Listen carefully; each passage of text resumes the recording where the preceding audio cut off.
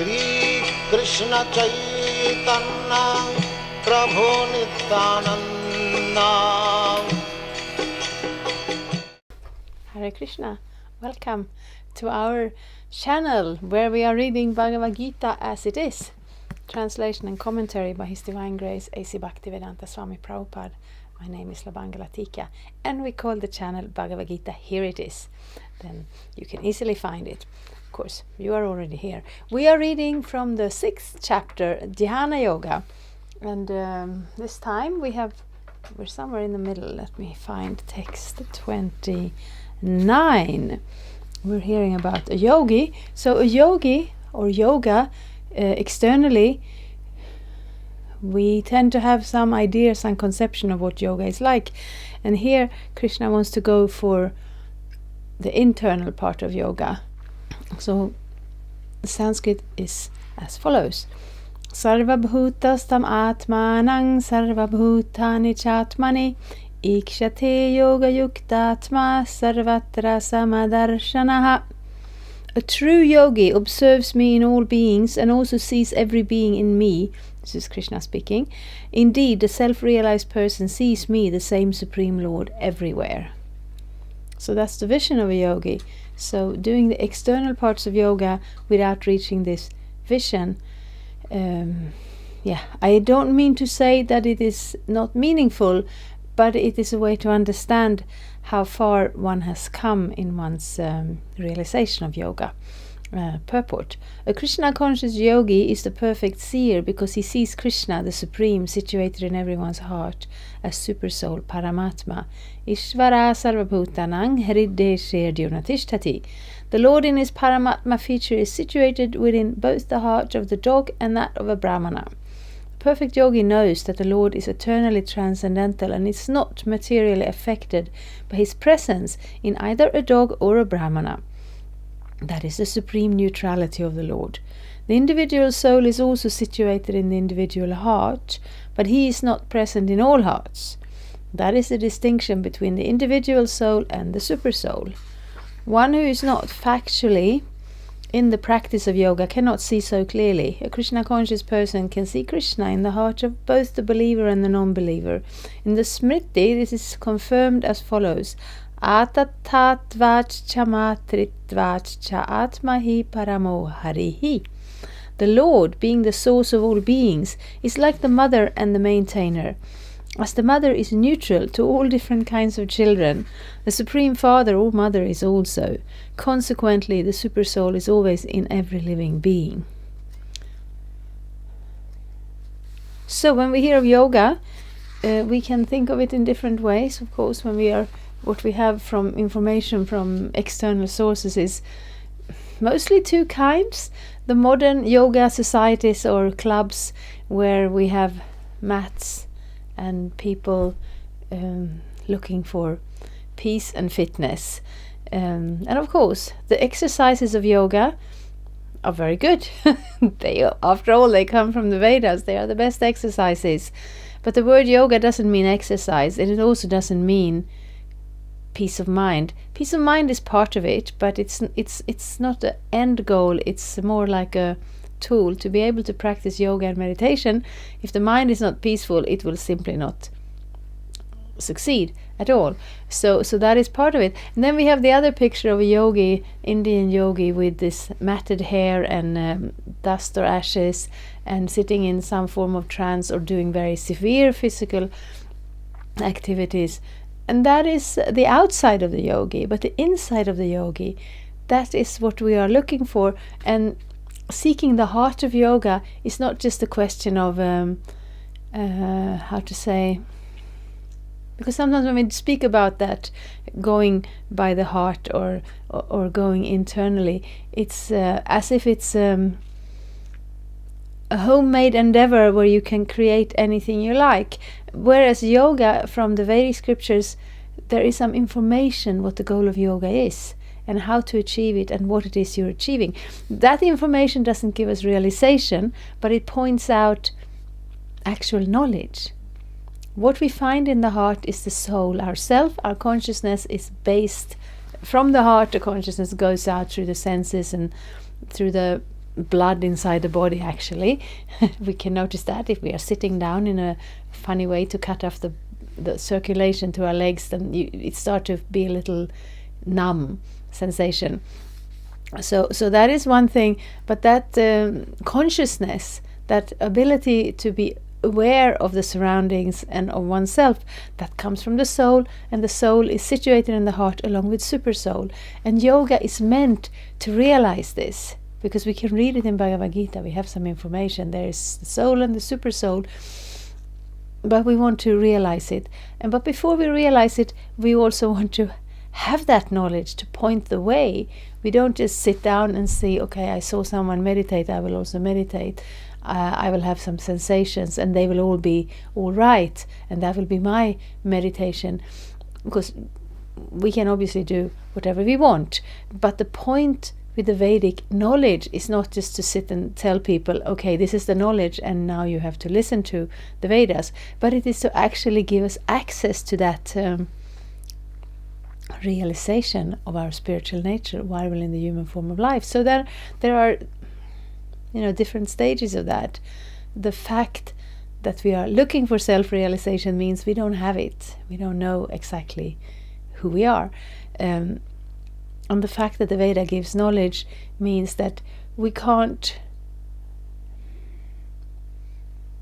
we don't get lost. If we know where we're going, then the chance is better that we will reach it. So the Vedas gives that information, and it gives a process. So when we have some knowledge, we're thinking, this sounds worthwhile, so I will do it, I will follow the process, and then we can measure our advancement against the knowledge of the goal. And then that goal is realizing our spiritual nature and connecting to the Supreme Soul, Krishna. And here it's very, very simple and practical statement. What is the difference between us and God? We are individual, eternal, spiritual entities, full of Satchitananda, eternality, knowledge and bliss. And so is God, but He's greater. We can have the consciousness from our heart, through our body, through our senses, as far as they reach. Super Soul is situated in everyone's heart. Try to think of that for a moment. I remember when I was very young, I was sitting on a hill in Gothenburg, the place I'm from, and I was looking out and seeing all the houses and the buildings. And each window there was a light there. And I was thinking, yes, in each window somebody lives there, and they are looking out and they are in their little existence and their neighbors. And there's thousands of them. And I don't know them, and I don't know what they are seeing and what they are feeling and what is their experience and what are their aspiration. And that was just, within my field of vision in one town, in one place. Super Soul is in everyone's heart. He's aware of everything that goes on. And he's not limited to that. There was, from the stories from the Srimad Bhagavatam, we hear the history of through the ages. There was once a person of strongly demoniac inclination, which means he wanted to cut off our access to the source of everything. He wanted to cut out God from existence. So his conclusion was, because it's stated here, yes, that Krishna is in the heart of the devotees, and therefore he thought, I will kill all the devotees, and then I will also destroy Vishnu. And anyway, Vishnu, which is the name of God, he can't do anything because he's stuck in the heart of the devotees. Therefore, he cannot stop me in my endeavors. So that's a very limited understanding, because yes, Krishna is in everyone's heart in the form of Super Soul, but he's also outside. He's also in his own spiritual place in the spiritual world. And we also have a place there, but we are a little smaller. So it's good to understand our position also. Yes, we understand the goal, the knowledge of the goal, we understand the process, and we also understand our position relative to Krishna.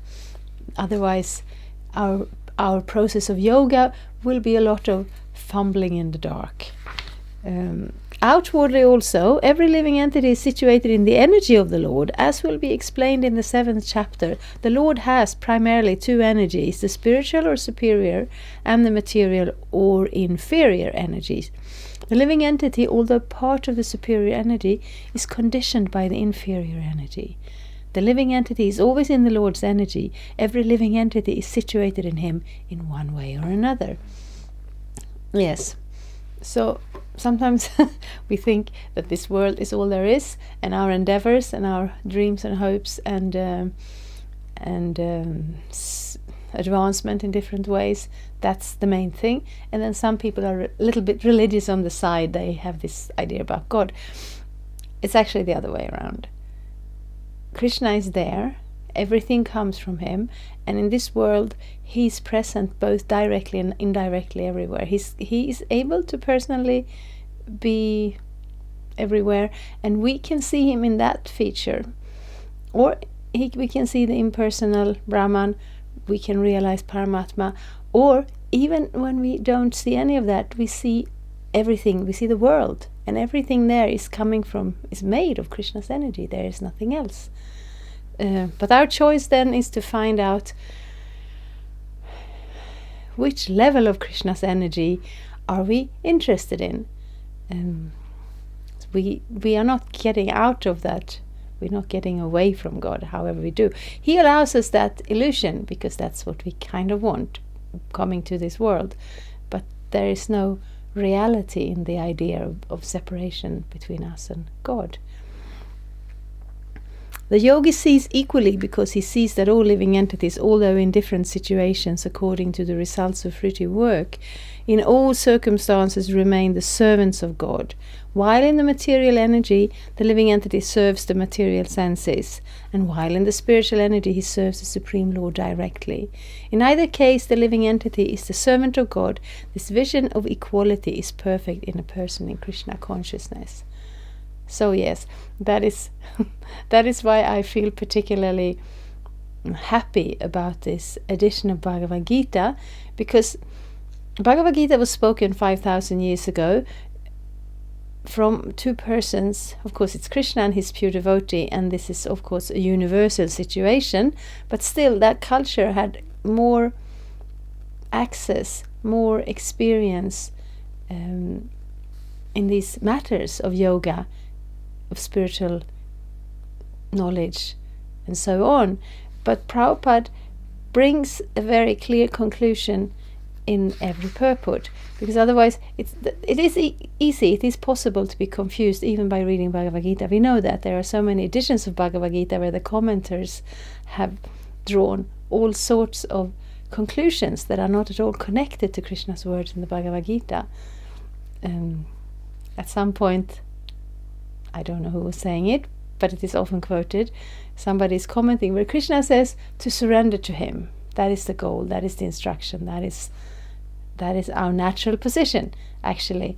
And that person is commenting and saying, it is not to Krishna we should surrender, it's to the unknown, impersonal within Krishna, beyond Krishna, behind Krishna. There is no behind Krishna. You know, we're all part of His energy, but with persons, there is a dynamic, there is an exchange, there is a real living situation with relationships and love and so on.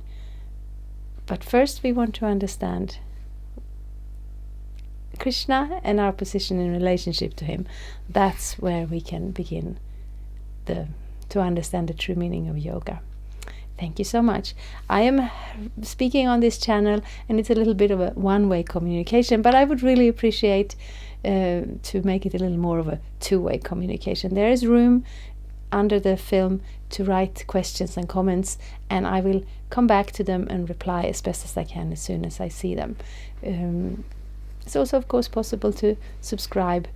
This film should be coming up every Tuesday and Friday, and I hope you get something out of it. Thank you very much. Hare Krishna. Thank you for watching. We aim for updates every Tuesday and Friday. Please come back. If you have any questions or comments, please leave them down there. We also have some links and information for you. And there is, of course, the subscribe button. Thank you. Hare Krishna. I'm a Hare Krishna, and I approve this message. Subscribe. Hare Krishna, Krishna Krishna, Hare Hare, Hare Rama.